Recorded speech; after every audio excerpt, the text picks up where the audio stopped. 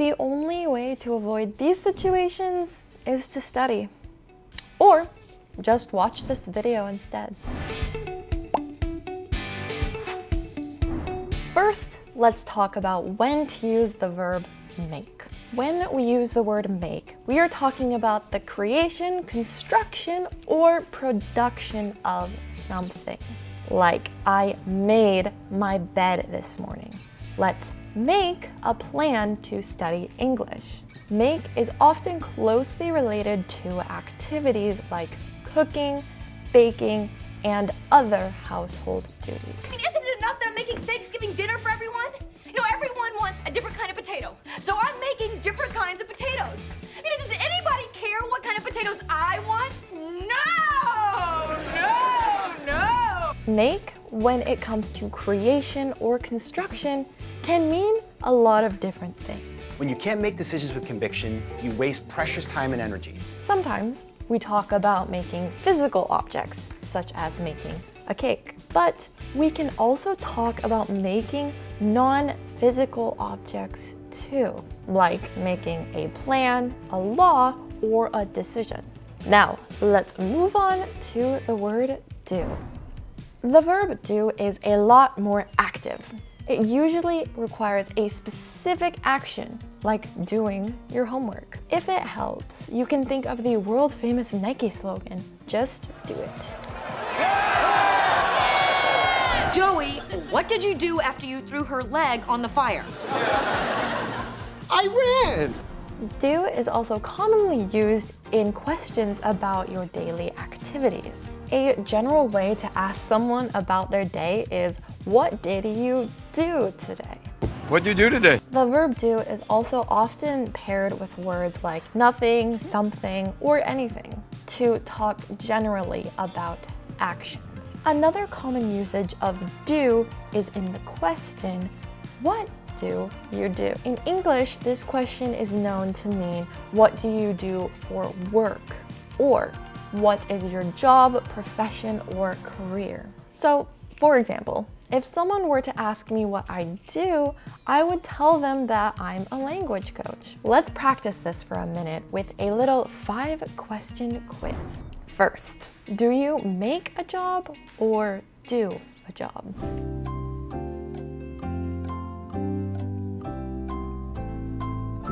If you said do a job, you are correct, because it's a specific task or job that you are performing or doing.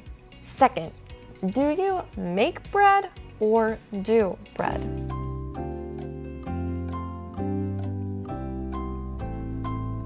For this, the correct answer is to make bread.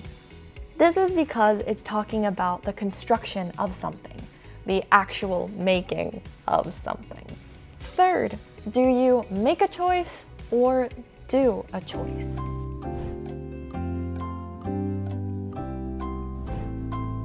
This one might seem tricky, but the correct answer is to make a choice, because we are making an intangible object, a non-physical object, a choice. We are constructing a choice. Fourth, do you make research or do research?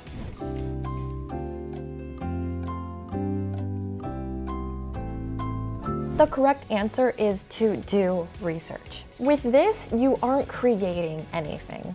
You're just doing the action of researching.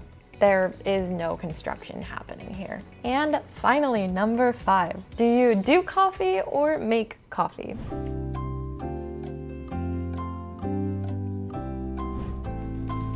The correct term is to make coffee. This is because it's the construction of coffee.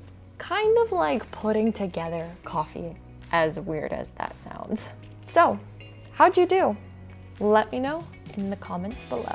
The best way to practice these words and notice the differences are to see them used in real life examples. An app that I've found that helps a lot with this is FluentU. FluentU essentially helps people learn languages with real life content that is actually authentic. FluentU turns music videos, movies, inspirational speeches, TED Talks, and commercials into language learning lessons for you.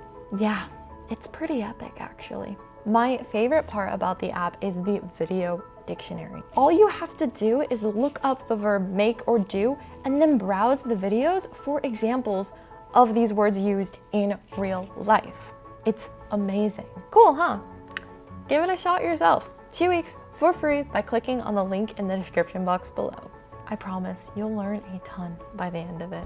Another way to practice noticing the differences between these two words is to read and listen to English. Some good old English immersion will help you learn which of these two words sounds correct in a sentence. This is why FluentU is so good, but there are still some other methods that will help you with this as well. For example, you can always read a book in English. This will help you get to know different collocations and phrasal verbs that use the words make and do. You can also create your own learning materials to help you practice make and do. For example, you can write scripts or conversations using the two words. When I was studying Korean, I did this a lot with tricky verbs, and it was actually really useful. Now, as with most English grammar, there are some errors and exceptions surrounding the words make and do. Yes, I know, it's awful. We know now as a general rule that make describes the construction or production of something, and do implies activities or actions. But this isn't always the case. Here are a few common mistakes and errors used with these two words and their corrections. Take out your pen and your paper and let's go over them. First, make exercise. This is incorrect. The correct way is to do exercise or simply exercise. I'm feeling a bit tired. I think I need to do some exercise. Hop, hop, and tap. Hop, hop, and tap. Hop. Bigger. Now let's add the arms right here. I'm bigger Down, than down, ever. down, I'm down, bigger. down. I'm back. Again, I'm better. I'm back. and again. Second, to make a favor is incorrect. To do a favor is the correct way to say it. Could you do me a favor and send me that great video by FluentU about make and do in English? Of course! Third, to do an effort is wrong. The correct way to say it is to make an effort. My grades in Spanish are getting worse.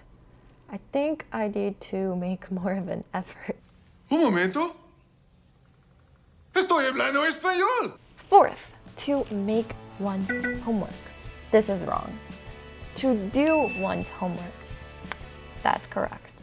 I'm going to be in trouble today because I forgot to do my homework. What are we gonna do? What are we gonna do? Sixth, make exams. This is incorrect. The correct way to say it is to actually take exams. I need to take only one more exam until I finish my degree. One more. Yeah, we get one more. Seventh, to make a trip. This is also incorrect. The correct way to say this is to go on a trip or a holiday. In America, we say trip, while in England, you usually say holiday. I'm going on a trip next year to Bali. I'm so excited. Life is short, the world is wide. I want to make some memories. Eighth, instead of saying take a decision, say make a decision. That is the correct way to say it. I've made a decision to study abroad. Make a decision. And finally, the last one. Do not say make a party. Instead, the correct way is to say have a party. We're going to have such a big party for your birthday. Just you wait and see.